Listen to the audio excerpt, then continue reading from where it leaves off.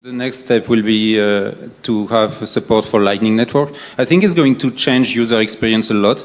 Do you have like a time frame for that? An estimate? I don't mean like not to hold you to it, but just like in general, when do you think? Yeah, what should I say? What are you hopeful for? Okay, 6 months. I would have said 18. Bitcoin, Bitcoin, Bitcoin. The big daddy cryptocurrency that's supposed to change the world. Bitcoin maximalism is the belief that only Bitcoin, BTC, will survive in the long term, and all the other altcoins have no true use case because anything they can do, Bitcoin will eventually absorb all of their utility. This leads to the ultimate conclusion that all altcoins are scams, as anything they can do, BTC can do better. The one true blockchain to rule them all. Let's break this down. The overarching narrative is that BTC is now most useful as a store of value rather than a medium of exchange. Because of the limited supply of 21 million Bitcoins, it's a form of cryptographic gold. It's also seen as a store of value compared to the rest of the cryptocurrencies, because BTC does not gain or lose as much percentage when the markets move because of its high liquidity. But Bitcoin can still swing 10% in a day. Sure, it's not some random scam coin that will lose half its value overnight, but it can lose 80% in a year. A great store of value.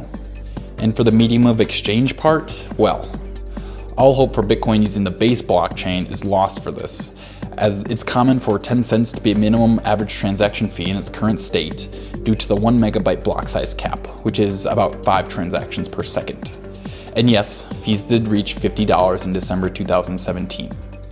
This is because when the blocks are full, you have to outbid somebody else's transaction to get included. Otherwise, you risk being in the mempool, waiting forever, and possibly having your transaction simply dropped. There's no such thing as the original plan. All Bitcoin is a piece of software that has certain properties, and some of us seem to value it as money. But reality is, Bitcoin is just little bits of information that we're exchanging. There's nothing special about it. And if you kind of impose your own views on it, that this thing is a payments network, then maybe you have some qualifier on it failing or succeeding. But Bitcoin at its core is not a payments network at all. It's just a horrible payments method. Bitcoin is much more than just a payments rail. The argument is now that the Lightning Network is how you use BTC as a medium of exchange, because using the blockchain will be expensive when a lot of people actually use it as a medium of exchange. But it has been shown again and again that the Lightning Network can only scale if it centralizes around big hubs that route transactions, and that its user experience is still absolute shit, and it's still in beta, so nobody should actually criticize it. Well, I'm here to tell you that the only way Lightning becomes usable by normal people in the near future is by the use of third-party custodial services, such as a Twitter wallet, where you own Lightning Bitcoins, but in reality it's just a number on your screen with nothing to back it. I think with the advent of the Lightning Network, that is like the best way to reach everybody, because now How so? No, explain to me how. I'd love to hear that broken down. Well, you don't have to pay for fees, and that means that you can get this jump-starting of the circular economy where you're earning Bitcoin. To you, it's just like cash in your pocket. Sure, they say it's still in beta, but the thought leaders still push it harder than ever. Mass adoption only comes through seamless user experience, and the Lightning Network is not that. Oh, and you are still subject to on-chain transaction fees to open and close channels, which can be avoided if you just stay on the Lightning Network forever and not actually use the thing that makes Bitcoin so awesome, the blockchain. It's here where I wonder what BTC's plan to truly scale is. The Lightning Labs CEO said it would only be 6 months until Lightning Network was ready in 2015. What's its plan to not have high fees and clogged mempools? I can't find an answer anywhere. All I see is lightning bolts and key emojis in people's handles on Twitter. My favorites are the Magical Crypto Friends, what's up guys, who have a totally not creepy animated intro for their podcasts, which shows them four as cartoon characters, having a good old time till the big blockers show up. I don't know what else to say about this besides it's a clear and somewhat repulsive form of simplistic propaganda. Oh, and they're hosting a Magical Crypto conference in the next couple months. Surely an animated kids show branded conference will drive new people into the crypto space. The Lion, Samson Mao of Blockstream. I'm the Chief Strategy Officer of Blockstream. Right. So the most important thing, I guess, is that the power of the meme is is very influential. And we can see that in a variety of areas like politics, just in the crypto space itself and in other areas. But it's a way to influence a large crowd and to really get a message across very viscerally. Blockstream, that company that received $55 million from the big banks in its initial funding and now drives a large portion of Bitcoin development. I'm guessing strategy means Twitter shitposting, as he loves to joke about doing. He's the one that infamously said that Bitcoin isn't for those who make under $2 a day, and he still thinks BTC will somehow gain worldwide adoption. But you are legendary, and I say this as a compliment, for trolling. Is it true that you trolled anti-Blockstream people so much that eventually the company hired you? Well, you have to ask Adam why he hired me, but I like to have fun, and I like to poke fun at things that deserve poking fun at. And this guy's been seen with a handler, Bill Scannell, at an event, who is ex-CIA Signet, which is signals intelligence. Long story short, this guy is admitted to help sway public opinion for the US government. I now have the coolest job in the world.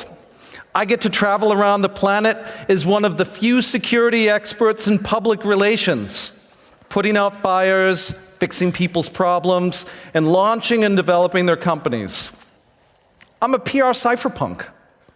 This picture tweeted by Bill with the caption, "There's no Bitcoin conspiracy," while wearing one of Samson's hats, is surely nothing to be worried about, right? The other cute animals aren't too big of a deal, but Charlie Lee is still around, even after he dumped his Litecoin on his followers. Actually, is Litecoin still BTC's silver to gold? That Litecoin is a better payment system than Bitcoin? That narrative died as the Lightning one picked up anyways. It was never very good because Litecoin is really just Bitcoin with some features multiplied or divided by 4. It's truly mind-boggling how people think that BTC will destroy all other coins and absorb their use cases. It can't even stand on its own 1 megabyte blocks in a bear market without getting jammed up. How the hell would it do anything similar to, say, something like CryptoKitties? It's just not possible. Bitcoin maximalists know this and push the Lightning Network as the magical crypto solution via things like the Lightning Trust Chain. Yes, there is trust in the name of this, because you trust someone to not run off with the torch, aka the money. Trust in a trustless system. They sent a small amount of Lightning BTC around Twitter, with the CEO of Twitter, Jack, even participating. And yes, Jack invested in the Series A funding round of Lightning Labs. Don't worry though, there's some sick merch you can buy for your baby that lists all the participants on it. It looks like one of those college graduation shirts that has thousands of names on the back that you really just never end up wearing. But this whole thing totally wasn't planned as a marketing stunt, right?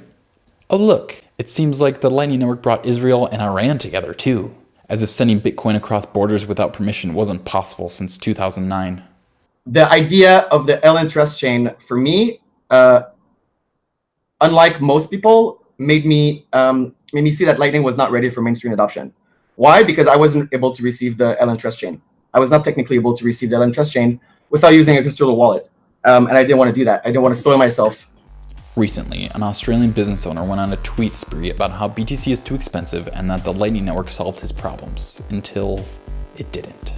He wants to pay his employees in Bitcoin, but he has a problem: the fees. He was ostracized for talking about big blocks, and he was told he was wrong and just wait. So he did. He says, "I won money on an online betting site, but I couldn't withdraw the money because I had needed incoming channels connecting to my node with money on the other side of the equation." I was like, what the f? If you want to withdraw $10, you need to put up $10 to receive your $10. Yes, that's a thing. And to receive money on the Lightning Network, you have to send an invoice. So like if somebody wanted to tip me, I would have to send them an invoice for like 10 cents. Yeah.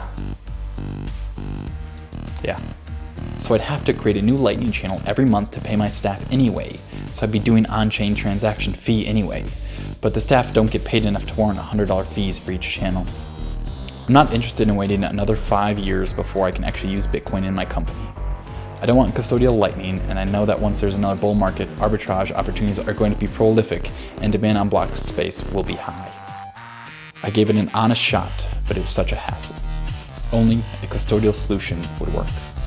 So there's only one of two things that will happen. Everyone goes custodial or we get bigger blocks. If we go custodial, game's. If we get big blocks, we can actually use this thing.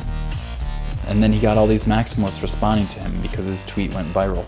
Here's Elizabeth Stark, the CEO of Lightning Labs, and often pushed as the face of Lightning. Here's my honest feedback on computers circa 1970s. They're way too complicated, there's no graphical interface, none of my employees know how to use them. The fundamental structure of my computers doesn't suit me at all for my business. She doesn't care. She just, made a joke. And you have Jameson Lopp.